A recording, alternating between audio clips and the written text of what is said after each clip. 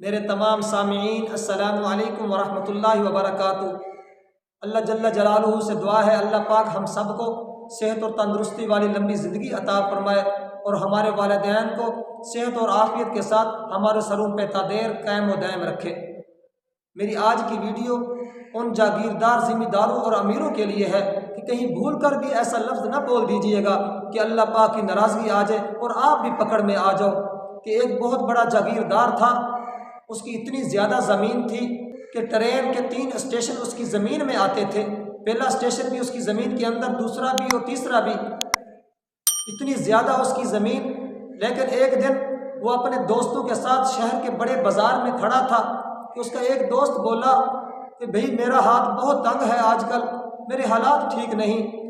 آگے سے جاگیردار کہنے لگا ہر وقت روتا رہتا ہے کہ مال کہاں سے آئے گا، مجھے دیکھ میں پریشان ہوں کہ مال کہاں لگاؤں، میرے تو 40 نسلوں تک کافی ہو جائے گا۔ لیکن یہ بول اس نے بولا تکبرانہ اور عجبانہ، اللہ کو یہ بول ناپسند گزرا۔ اللہ پاک نے کیا سزا دی؟ ابھی 6 مہینے نہیں گزرے کہ وہ بیمار ہوا اور فوت ہو گیا۔ اب اس کا ایک ہی بیٹا تھا 17 برس کا، ساری جائیداد کا مالک بن گیا، کاروں اور بہاروں کا اور بینک بیلنس کا اور روٹی بوٹی کا مالک بن گیا۔ جب اتنا مال جوانی کی عمر میں کسی کے پاس آئے تو شیطان بھی اس پر حملہ کرتا ہے، اس کے بھی بدکار قسم کے دوست بننا شروع ہو جاتے ہیں۔ کوئی ایسا بدکار قسم کا دوست اس کا بنا جس نے اس کو غلط راستے پہ لگا دیا۔ وہ چلتا چلتا اس جگہ پہ پہنچا کہ وہ زنا کاری کی عادت میں پڑ گیا۔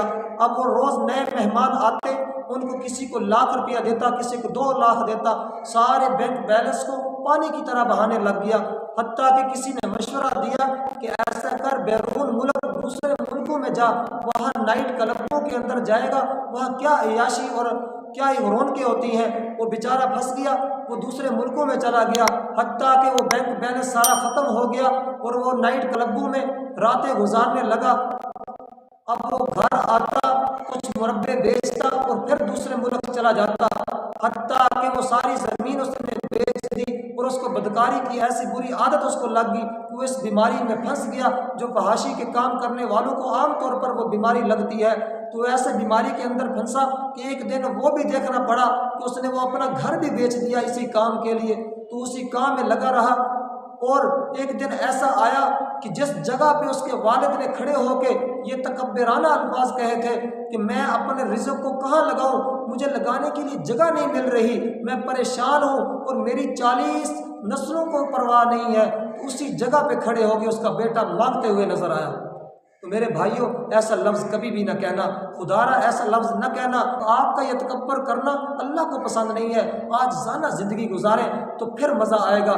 تو میرے بھائیوں، آپ بھی اس پر عمل کرنا اور اپنی اولادوں کو بھی سمجھانا اور اپنے دوست احباب کو بھی سمجھاؤ کہ کہیں ایسا لفظ نہ بول دے کہ اللہ کی ناراضگی آ جائے۔ اللہ کی ناراضگی آتی ہے تو 3 اسٹیشن تک کی ساری زمین بک جاتی ہے، حتیٰ کہ گھر بھی بک جاتا ہے، کچھ اس کے پاس نہیں رہتا۔